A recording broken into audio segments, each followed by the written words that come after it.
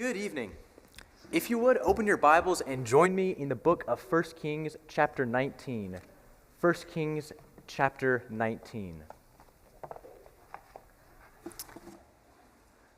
One of the best-loved movies in American film history is It's a Wonderful Life with Jimmy Stewart. And if you haven't seen the movie, it's about a guy named George Bailey. And George Bailey is a really awesome guy. He's made countless sacrifices for his friends, his family, his entire town, and everyone loves George Bailey. And in general, things go really good for George Bailey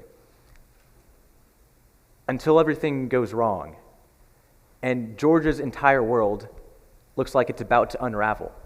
And in the most tense, the most emotional part of the film, we see George questioning everything in deep, deep despair, wondering if his life was even worth it, wondering, was there a point?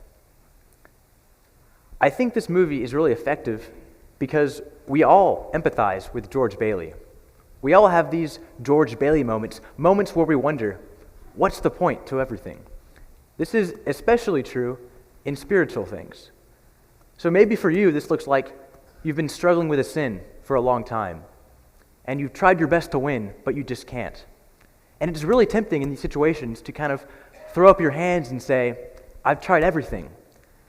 I can't do this. I quit. I might as well give in. What's the point? Or maybe this looks like you've been studying the gospel with a friend for years. You've been praying that they'll respond to Jesus. But after all your best efforts, they just don't seem to care. It's really easy to say, why did I waste all this time? Why even bother sharing the gospel? What's the point? So here's the big question I want to ask tonight. What do we do when following Jesus seems pointless? And I think 1 Kings 19 can help shed some light on this question. Because the prophet Elijah also has his own George Bailey moment.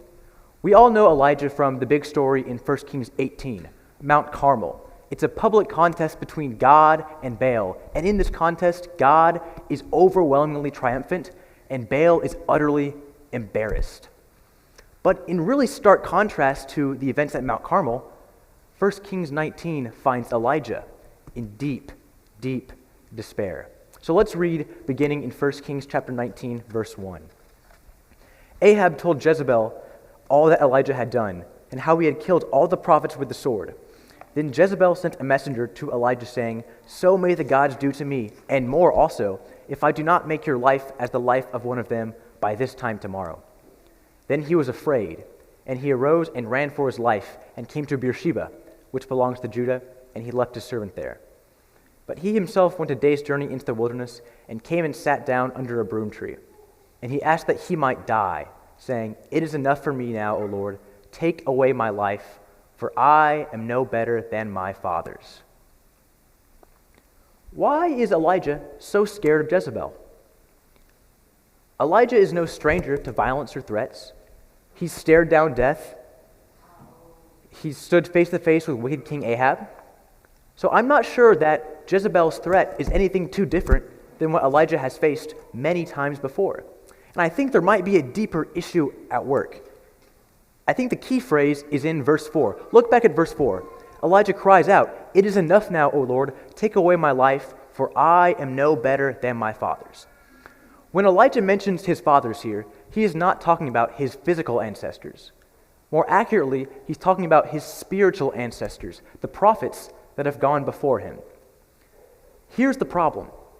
As good as Mount Carmel was, it wasn't good enough, because the leaders of Israel, in Ahab and Jezebel, they are still refusing to honor God. Every prophet since Samuel, really, had tried to turn Israel away from idolatry, tried to set Israel in the right track, but none of them really had long-term success. And here in 1 Kings 19, Elijah realizes that he's not the exception. And so Elijah asks, what's the point? And Elijah runs away. He ends up at a place called Mount Horeb. And on this mountain, God and Elijah have a conversation. So let's listen in, starting in 1 Kings chapter 19, verse 9. There he, that's Elijah, came to a cave and lodged in it. And behold, the word of the Lord came to him, and he said, What are you doing here, Elijah? He said, I have been very jealous for the Lord, the God of hosts. For the people of Israel have forsaken your covenant, thrown down your altars, and killed your prophets with the sword, and I, even I only, am left, and they seek my life to take it away. And he said, that's God, go out and stand on the mount before the Lord. And behold, the Lord passed by, and a great and strong wind tore the mountains and broke in pieces the rocks before the Lord, but the Lord was not in the wind. And after the wind an earthquake, but the Lord was not in the earthquake. And after the earthquake a fire, but the Lord was not in the fire. And after the fire, the sound of a low whisper.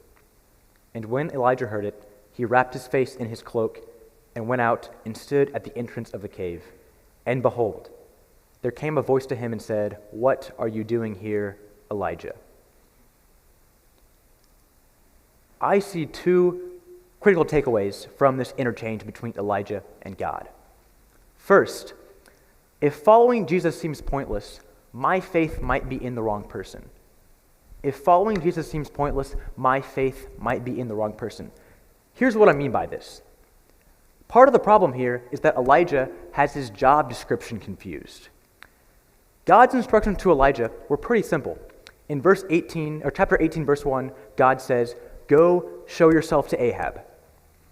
But to hear Elijah's version of the events in chapter 19, it's almost as if Elijah thinks he's some kind of lone wolf, some kind of self-sufficient vigilante, right? He's going to stick it to King Ahab and Jezebel all by himself. But that's not how things really work out. And Elijah ends up feeling utterly isolated. He ends up feeling utterly alone. But was Elijah really alone? And the answer, it's a pretty resounding no. Throughout these last 3 chapters, throughout the ravens, throughout the widow's flower, throughout Mount Carmel, throughout the angel in the desert, God was there sustaining and protecting Elijah every single step of the way. And God also makes very clear, later in chapter 19, in verse 18, he says there are at least 5,000 others in Israel who have not bowed the knee to Baal. But Elijah kind of has an inflated ego. And really, he can only see himself in this situation. And likewise, when things like this happen to us, we have a similar tendency to get so wrapped up in our own struggles and our own problems that we place our faith in ourselves, and we forget those that we depend upon. So maybe this looks like we have these big aspirations, big ideas about how we'll convert this person, a worthy goal for sure, but we say, I'll convert them all by myself. I'll change their heart. I'll show them. I will make the decision for them. We sometimes think this way. Or maybe it looks like we have a problem with sin, and we think we can tackle our sin all by ourselves. I won't tell anyone about it. I'll fix the problem by myself. And here's what I want to emphasize. With this lone wolf mentality, we will always fail. And when we fail, just like Elijah, we end up feeling even more isolated, even more alone than we started out. I also want to make this very clear. Even if we believe in God, even if we go to church, we still can place our faith in the wrong person. Elijah knew God existed, right? He was there. He was talking to him. And yet, Elijah's faith was still misplaced. I think often we're too wrapped up in our own struggles that God just slips our mind. And we forget, as we sang just now, that God is the very reason he's led us safe thus far. So thank goodness my faith doesn't have to be in me. Isn't that an awful burden to bear? My faith is in the one who I can really place my faith in. So if following Jesus seems pointless, it's possible my faith might be in the wrong person. My faith might be in me, and that's a recipe for disaster. Second, if following Jesus seems pointless, my faith might be in the wrong solution. If following Jesus seems pointless, my faith might be in the wrong solution. As I think we see pretty well in Mount Carmel, Elijah is a fire and brimstone type of guy. He's a little bit of a showman. And we see more of this appetite for drama when Elijah goes to Mount Horeb. Interestingly, Mount Horeb is another name for Mount Sinai. This is the famous mountain where God gave the law to Israel. Think back to Exodus 19, where this is narrated. We have thunder, lightning, smoke, trumpets, stuff that's right up Elijah's alley. Interestingly, there's also a lot of parallels between Elijah and Moses here in the text. In verse 13, when Elijah wraps his face in the cloak, it seems like Elijah is gearing up to the same kind of experience Moses had in Exodus 34, where Moses saw God.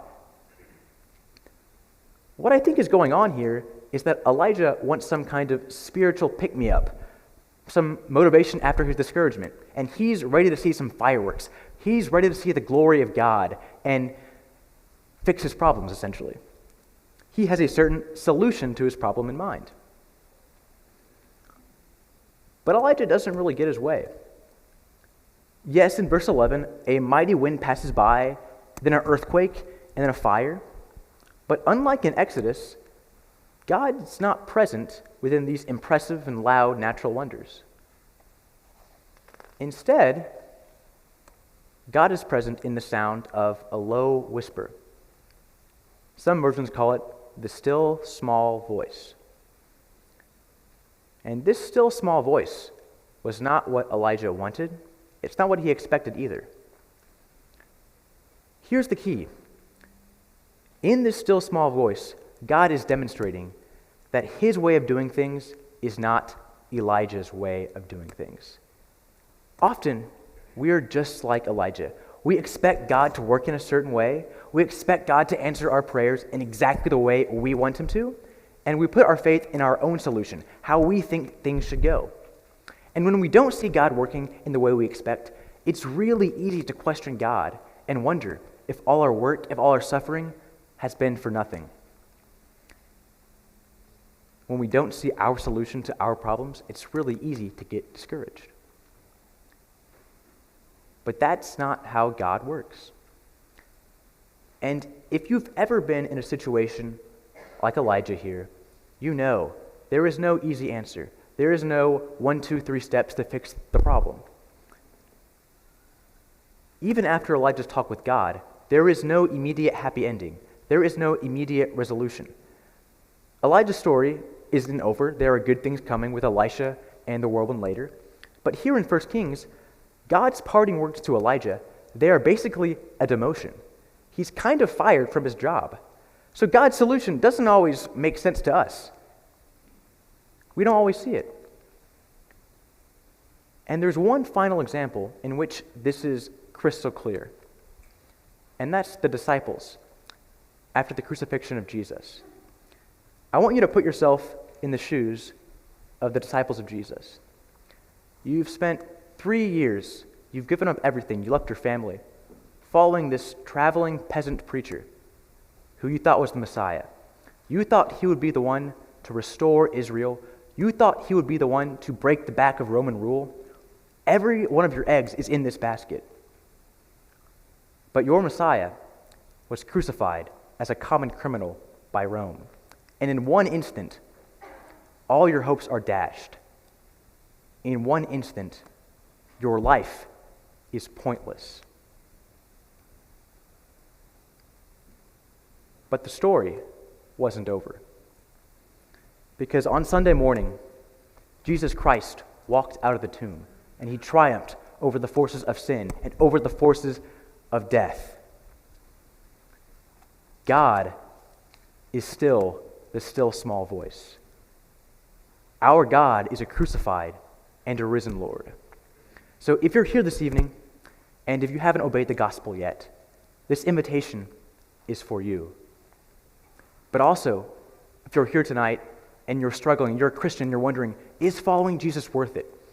This invitation is also for you. God is still the still small voice. You are not alone. Even in your darkest hour, the God of resurrection is still at work. So it's my plea to you that this evening you put your faith in the still small voice, that you put your faith in the Lord who was crucified and on the third day was raised. Whatever your need is, whatever your heart desire, please come forward as we stand and as we sing.